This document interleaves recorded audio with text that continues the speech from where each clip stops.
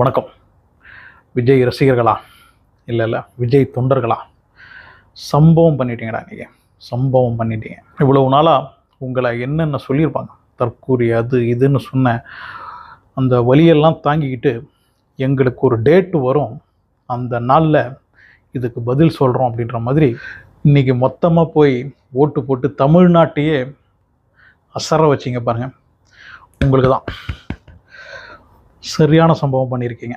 இந்த விஜய் தொண்டர்களை எல்லாம் உங்களுக்கு அரசியல் அறிவு கிடையாது, உங்களாலலாம் அரசியலுக்கு வந்தால் ஒன்றும் செய்ய முடியாது, நீங்கள்லாம் தேவையில்லாமல் அரசியலுக்கு வராதிங்க அப்படின்னு ஏதாவது டீசெண்டாக சொல்லி இருந்தால் கூட பரவாயில்ல. அந்த பசங்களை எல்லாம் தற்குறிகள் தற்குறிகள் தற்குறிகள், அதுவும் எல்லாம் நல்லா படித்த பசங்க, வீட்டை பார்த்துக்கிற பசங்க, குடும்பத்தை பார்த்துக்கிற பசங்க, அந்த பசங்களை போய் இப்படி சொல்லும்போது இதுக்கு ஒரு நேரம் வரும், அப்போ தெரியும் நாங்கள் யார் அப்படின்றத. அதுக்காக வெயிட் பண்ண சம்பவம் மாதிரி இருந்தது இன்றைக்கி. இது வரைக்கும் தமிழ்நாடு ஹிஸ்ட்ரியிலேயே இந்த அளவுக்கு போலிங் இருந்ததில்லை. 84.7, இன்னும் அது கூடும். அது இப்போது இன்னும் கொஞ்சம் முன்ன பின்ன வரலாம் அப்படின்னு சொல்லியிருக்காங்க. முன்ன பின்னெல்லாம் கிடையாது, இன்னும் முன்ன தான். எனக்கு தெரிஞ்சு அது ஒரு 87, 88 போய் நிற்கும் கடைசியாக அதற்கான அந்த ரிப்போர்ட் வரும்போது. இந்த விஜயோடைய அந்த ஆர்மி அப்படின்னு சொல்லலாம், அந்த படை என்ன பண்ணியிருக்கிறாங்க அப்படின்னா, இன்னைக்கு நாள் இது ஒரு கல்யாண முகூர்த்த நாள் மாதிரி காலையில் 8 மணிலேருந்து 11 மணிக்குள்ளே போய் ஓட்டை போட்டணும், அதை தாண்டி போகக்கூடாது அப்படின்ற மாதிரி அந்த 3 மணி நேரம் அதுதான். அப்படி ஒரு போலிங் இருந்தது. பூத்தெல்லாம் அவ்வளோ ஒரு நிரம்பி வழியுது. அதுக்கெல்லாம் காரணம் விடக்கூடாது, அந்த 3 மணி நேரத்துக்குள்ளே அந்த ஓட்டை போட்டணும் அப்படின்றதுக்காக போய் போட்டது தான். அந்த 3 மணி நேரத்தில் கிட்டத்தட்ட 70% விஜய்க்கு தான் அந்த ஓட்டெல்லாம் விழுந்திருக்கும். அந்த பசங்க போய் பூத்தில் பண்ண சம்பவம் தான் இது. அதுவும் காக்கி பேண்ட்டு, ஒயிட் ஷர்ட். இது தமிழ்நாட்டுடைய அந்த எக்கானமியை பூஸ்ட் பண்ணியிருக்கு. நான் அந்த ஒரு பார்வையில் தான் பார்க்குறேன். ஏன்னா எத்தனையோ பேருக்கு கடந்த ஒரு மாதத்தில் எவ்வளவு பேருக்கு வியாபாரம் நடந்திருக்கு தெரியுமா? விஜயுடைய அந்த கட்சியுடைய விசில் சின்னமாக இருக்கட்டும், அந்த ஒயிட் ஷர்ட்டு, காக்கி பேண்ட்டு, அந்த ஷாலு அப்படின்னு மிகப்பெரிய ஒரு பிஸ்னஸ் அதில் நடந்திருக்கு. நொடிஞ்சு கிடந்த நிறைய வியாபாரம் இதனால் உயிர் பெற்றிருக்கு. ஸோ அந்த மாதிரி ஒரு மாதத்துலேயே தமிழ்நாட்டுடைய ஒரு எக்கானமியை ஒரு அளவுக்கு தூக்கி விட்டுருக்கிறாங்க. அவங்களால பூத் லெவலில் வேலை செய்ய முடியாது, அவங்களுக்கு எலெக்ஷன்னா என்னன்னே தெரியாது, அங்கே என்ன நடக்கும்னே தெரியாது அப்படின்னு சொன்னவங்கலாம் நாங்கள் எதிர்பார்க்கவே இல்லை. தாவேகாவினர்கள் கிரவுண்டில் இந்த அளவுக்கு ஒர்க் பண்ணுவாங்க, அவங்க பயங்கர அனுபவம் வாய்ந்த அரசியல் கட்சி மாதிரி ஒர்க் பண்ணாங்க அப்படின்லாம் திமுகவை சேர்ந்தவங்களும் அதிமுகவை சேர்ந்தவங்களும் சொல்கிற அளவுக்கு நீங்கள் கிரவுண்ட் லெவலில் ஒர்க் பண்ணியிருக்கிறீங்க. 2 வருஷத்தில் யாரும் எதிர்பார்த்துருக்க மாட்டாங்க. விஜய்க்கு நம்பிக்கை இருந்திருக்கும், மற்றபடி அந்த கட்சியில் இருக்கிற பலருக்கும் நம்பிக்கை இருந்ததுதான் தெரியல. ஆனால் நீங்கள் அந்த ஆர்மி, உங்களுடைய நம்பிக்கை, உங்களை மட்டும்தான் விஜய் நம்பி இருக்கிறார். அவர் சொன்ன மாதிரி நான் உங்களை நம்பி வந்திருக்கேன் அப்படின்னு சொன்னார் பார்த்தீங்களா? அந்த நம்பிக்கையை நீங்கள் வீணடிக்கலடா. ஒருத்தர் நம்மளை நம்பிட்டு அந்த நம்பிக்கையை எப்படி காப்பாற்றணும் அப்படின்றத விஜய் ஆர்மி உங்களை பார்த்து தான் கற்றுக்கணும். ஏப்ரல் 23 இன்னைக்கு ஓட்டிங் டே தான். ஆனால் இன்றைக்கே திமுகவுக்கும் அதிமுகவுக்கும் தெரிஞ்சு போச்சு, இதுதான் ரிசல்ட் டே. அந்த 1 மணிக்கெல்லாம் அவங்களுக்கு புரிஞ்சு போச்சு, இது வேறு மாதிரி போய்கிட்டு இருக்கு, நாம் நினச்ச மாதிரிலாம் இல்லை, இந்த ஆளை பயங்கரமாக அடிச்சுக்கிட்டு இருக்கு, நிற்காமல் அடிச்சுக்கிட்டு இருக்கு, இது நம்மளை அடிச்சுட்டு போயிடும், அந்த ஆளை திமுக அதிமுக 2 கட்சியும் இழுத்துட்டு போயிடும் அப்படின்றது அவங்களுக்கு 1 மணிக்கெல்லாம் புரிய ஆரம்பிச்சிடுச்சு. திமுகவுக்கும் அதிமுகவுக்கும் சேனலில் உட்காந்து முட்டு கொடுக்கறதுக்குன்னே இருந்த ஒரு குரூப் இருந்தது பாருங்கள். அவங்கெல்லாம் இன்றைக்கி என்ன பேசுகிறாங்க பார்த்தீங்களா? ஓரளவுக்கு விஜய்க்கு ஓட்டு கிடைக்கும், எங்களுக்கு தோல்வி அப்படின்லாம் சொல்ல முடியாது, இருந்தாலும் விஜயோடைய சைடில் கொஞ்சம் அதிகமான சீட்டு கிடைக்கும் அப்படின்ற மாதிரிலாம் பேச ஆரம்பிச்சிட்டாங்க. ஸோ அதையெல்லாம் அப்படி பேச வைக்கிறதுக்கெல்லாம் காரணம், அவங்களையெல்லாம் அப்படி பேச வச்சது உங்களுடைய அந்த உழைப்பு தான். உங்களுடைய அந்த களத்தில் இறங்கி நீங்கள் வேலை செஞ்சீங்க பாருங்க. அனுபவம் வாய்ந்த கட்சிக்காரங்க கூட இந்த அளவுக்கு வேலை செய்யலடா, உண்மையிலே சொல்கிறேன். அப்படி இருந்தது. நேற்று நைட்டு வரைக்கும் விஜய்க்கே நம்பிக்கை இருந்திருக்குமான்னு தெரியல.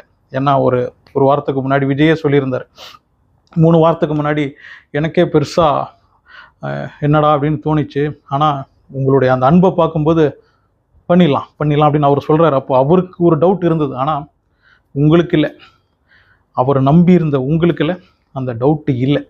அதை தான் இன்றைக்கி காமிச்சிருக்கிறீங்க.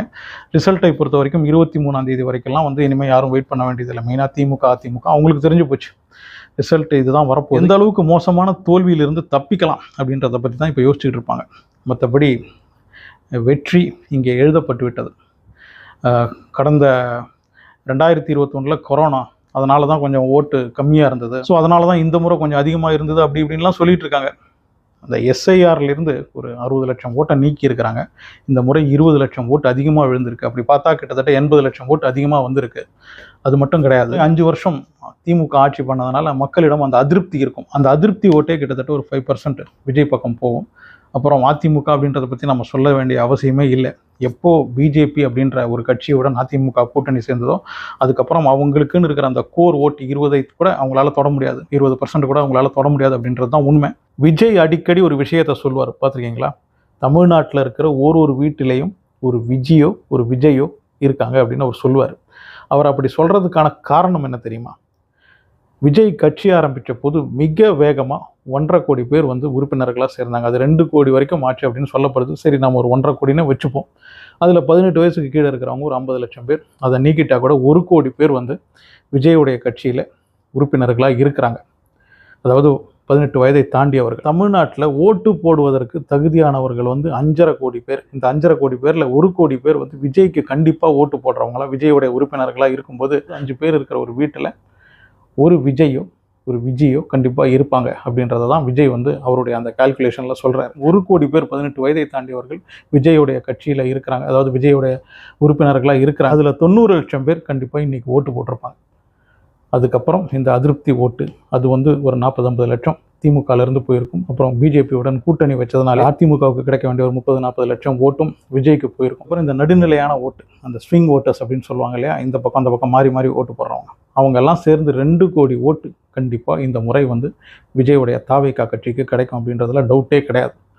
அதை வச்சு தான் சொல்கிறேன், இந்த முறை விஜய் 135லேருந்து 140 சீட்டை சாலிடாக அடித்து தூக்குவார். மே 4ஆம் தேதி உங்களுடைய எந்த கமெண்ட்டையும் நான் எதிர்கொள்ள தயாராக இருக்கேன். இது திமுகவுக்கு ரொம்ப நல்லா புரிஞ்சு போச்சு. இன்னைக்கு அவங்கள சப்போர்ட் பண்ணி பேசுகிறவங்க முகத்தெல்லாம் பார்த்தீங்களா, ஆடலை, ஏதோதோ சொல்லி மழுப்புறாங்க. இல்லை அது அப்படியாவது அது கொஞ்சம் பேர் போடுவாங்க, விஜய்க்கு ஓரளவுக்கு ஓட்டு கிடைக்கும், ஆனால் கண்டிப்பாக அவர் ஜெயிச்சு முதலமைச்சரெல்லாம் ஆக முடியாது அப்படின்ற மாதிரி எப்படியோ சமாளிக்க பார்க்குறாங்க. ஆனால் அடி சரியான அடி விழுந்திருக்குது அப்படின்றது அவங்களுக்கு புரியுது. ஸோ தமிழ்நாடு ஒரு மாற்றத்துக்கு தயாராகிடுச்சு. விஜய் வந்தவொடனே அதை செஞ்சுருவார், இதை செஞ்சுருவார், விஜய் பெரிய மாற்றத்தை எல்லாம் உடனே கொண்டு வந்துடுவார் அப்படின்றதெல்லாம் நானும் நம்பலை. ஆனால் இவங்களுடைய அந்த ஒரு ஸ்டைல் ஆஃப் அந்த பொலிட்டிக்ஸ் இருக்குது பாருங்கள், அந்த கரை வேட்டி கட்டிக்கிட்டு அந்த கட்ட பஞ்சாயத்து பண்ணிக்கிட்டு அரசியல்வாதிங்க அந்த அவங்களுடைய அந்த காஸ்டியூமை பார்த்தாலே எப்படி போலீஸ்காரங்களுடைய காஸ்டியூமை பார்த்தா நம்ம தப்பு பண்ணலன்னா கூட நமக்கு பயம் வருமோ, அந்த மாதிரி இந்த கரை வேட்டிக்காரங்களை பார்த்தாலே ஒரு பயம் வரும். ஏன்னா இவங்க போலீஸ்காரங்களோட மோசமான குணம் படைச்சவங்களாக இருக்கிறாங்க, அவங்களுடைய ஆதாயத்துக்காக என்ன வேணால் செய்கிறவங்களா இருக்கிறாங்க. ஸோ அந்த மாதிரி அந்த கரவேட்டி கல்ச்சர்லாம் போய் இப்போ பாருங்கள், விஜயோடைய கட்சியில் பாருங்கள், கிட்டத்தட்ட 70%க்கு மேலே நல்லா படித்தவங்களாக இருக்கிறாங்க, அறிவானவங்களாக இருக்காங்க. 1-2 அங்கங்கே வேட்பாளர்கள் கொஞ்சம் சரியில்லாதவங்களும் இருக்கிறாங்க, அது இல்லைன்னா நான் மறுக்கல. இருந்தாலும் டோட்டலாக நீங்கள் பார்க்கும்போது, மெஜாரிட்டியாக எடுத்து பார்க்கும்போது விஜயுடைய கட்சியில் இருக்கிற வேட்பாளர்கள்லாம் தகுதியானவர்களையாக பிடிச்சி போட்டிருக்கிறாங்க. தகுதியானவங்க அப்படின்னா 20 வருஷமாக அரசியலில் இருக்கிறவங்கன்னா அரசியலில் பழந்துன்னு கொட்டை போட்டவங்க அதெல்லாம் கிடையாது. தகுதியானவங்கன்னா மக்களுக்கு என்ன தேவை அப்படின்றத ஸ்டடி பண்ணி புரிஞ்சுக்கிட்டு அவங்களுக்கு தேவையானதை எப்படி செய்யலாம் அப்படின்னு யோசித்து அதுக்கான நடவடிக்கை எடுக்கிற, மக்களுடைய பணத்தை கொள்ளையடிக்காமல் அது கரெக்டாக அந்த ப்ராஜெக்ட்டுக்கு ஒதுக்கின பணத்தை சரியாக செலவு பண்ணுறவங்களா இருக்கிறவங்கள தான் தகுதியானவங்க அப்படின்னு சொல்கிறேன். ஸோ அந்த மாதிரியானவங்க தான் விஜயோடைய கட்சியில் பெரும்பாலும் இருக்கிறாங்க. ஸோ அதனால் நம்ம வெயிட் பண்ணுவோம். அரசியல்வாதிங்க அப்படின்னாலே நம்ம இப்போ எப்படி பார்த்துக்கிட்டு இருக்கோம், அந்த மாதிரி பார்க்காம அவங்களையும் ரொம்ப மதிப்புடன் பார்க்குற மாதிரியான ஒரு காலம் வரும். அதுக்கான ஒரு மாற்றம் தேவை. அந்த மாற்றம் விஜயுடைய கட்சி கொஞ்சம் கொஞ்சமாக கொண்டு வரும் அப்படின்ற ஒரு நம்பிக்கை எனக்கு இருக்குது. அதனால தான் நான் விஜயை சப்போர்ட் பண்ணி பேசிக்கிட்டு இருக்கேன். தாவேகாவை சேர்ந்தவங்க இன்றைக்கி பண்ண சம்பவம் எப்படி இருந்தது அப்படின்னா, இந்த எக்ஸாமுக்கு ஒன்றுமே படிக்காமல் ஒரு மாதமாக வீட்டில் சும்மா விளையாடிட்டு இருந்துட்டு எக்ஸாம் போய் எழுதி வீட்டில் இருக்கிறவங்களுக்கெல்லாம் நம்பிக்கை இருக்காது, இவன் பாஸ் ஆனால் போதும் அப்படின்னு அந்த ரிசல்ட்டுக்காக வெயிட் பண்ணும்போது 90% மார்க்கை தூக்கிட்டு அப்பா அம்மா கிட்ட காட்டினா எப்படி இருக்கும், அந்த மாதிரி இருந்தது. இன்றைக்கி விஜயுடைய அந்த ஆர்மி காட்டின அந்த ஒரு கெத்து, விஜய்க்காக இன்றைக்கி தமிழ்நாட்டையே உலுக்கி அந்த பசங்கக்கிட்ட ஒரு விஷயத்த சொல்லிக்கிறேன். ரிசல்ட்டை நினச்செல்லாம் கவலையே படாதீங்க, உங்கள் தலைவர் தான் சிஎம் அப்படின்றத உறுதியாக நம்புங்க, அதுதான் நடக்கும். உங்களுடைய கருத்து என்ன அப்படின்றத கமெண்டில் சொல்லுங்கள். அனஸ்டூடெண்ட் சேனலை சப்ஸ்கிரைப் பண்ணி வச்சுக்கோங்க. லைக் ஷேர்லாம் கூட பண்ணால் சந்தோஷப்படுவேன்.